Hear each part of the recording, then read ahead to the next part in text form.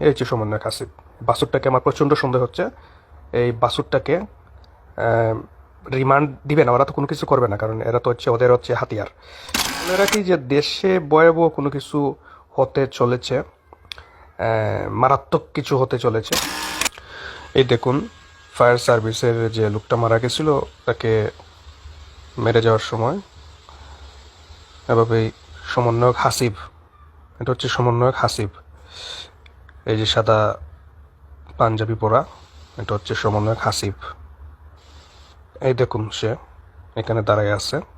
আমার প্রশ্ন হচ্ছে, রাত 2টার পরে সমন্বয়ক হাসিবের সচিবালয়ের আশেপাশে কি কাজ থাকতে পারে, প্রথম কথা যেটা।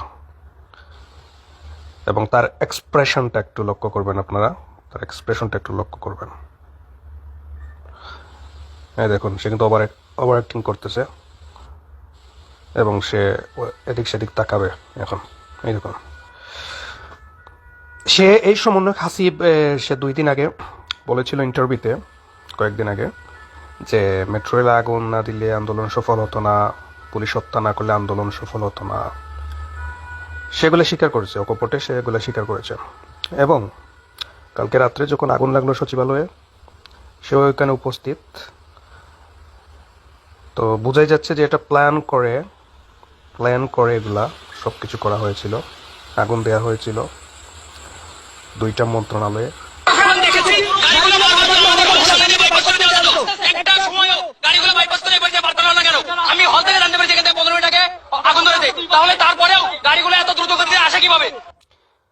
ভিতরে আগুন লাগার পরেও গাড়ি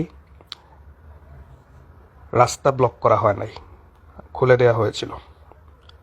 আমার যতটুকু সম্ভব, এই যে ফায়ার সার্ভিসের যে লোককে হত্যা করা হয়েছে সে অনেক কিছু জানতো, অনেক কিছু বুঝতো, অথবা সে তাদের সাথে কোনো ধরনের নেগোশিয়েট করে নাই, যার জন্য তাকে হত্যা করা হয়েছে এভাবে।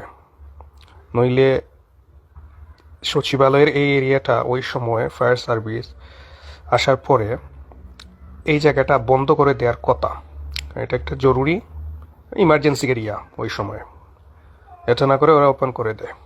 আসলে এখানে অনেক কিছু হচ্ছে, দেশের যে বর্তমান পরিস্থিতি, 71-এর সময় যখন রাজাকার আলবদর পাক বাহিনী যখন দেশ ছেড়ে পালানোর সময় আসছিল, হানাদার বাহিনীরা তখন বুদ্ধিজীবীদের হত্যা করেছিল শেষ মুহূর্তে। আর ওদেরও যখন শেষ মুহূর্ত চলে আসছে, তো ওরা কী করতেছে, সকল নথিপত্র যা আছে ওদের 4-5 মাসের যা হিসাব নিকাশ আছে সবগুলা চক্রান্ত করে ওরা পুড়িয়ে ফেলার চেষ্টা করতেছে। তা আমার যতটুকু ধারণা বা আমার পার্সোনাল এক্সপিরিয়েন্স থেকে বলছি, বা আমি প্রেডিক্ট করতেছি, যেটা এটা সত্য হতে পারে না হতে পারে, আবারও কিছুদিনের মধ্যে সচিবালয়ে আগুন লাগতে পারে, অথবা অন্যান্য গুরুত্বপূর্ণ জায়গায় আগুন লাগতে পারে, বা কাগজপত্রগুলো তো বেশিরভাগই সচিবালয়ের মধ্যেই থাকে সব কিছু। তো ওইখানে আবার বাকি নথিগুলো পুরানোর চেষ্টা হতে পারে।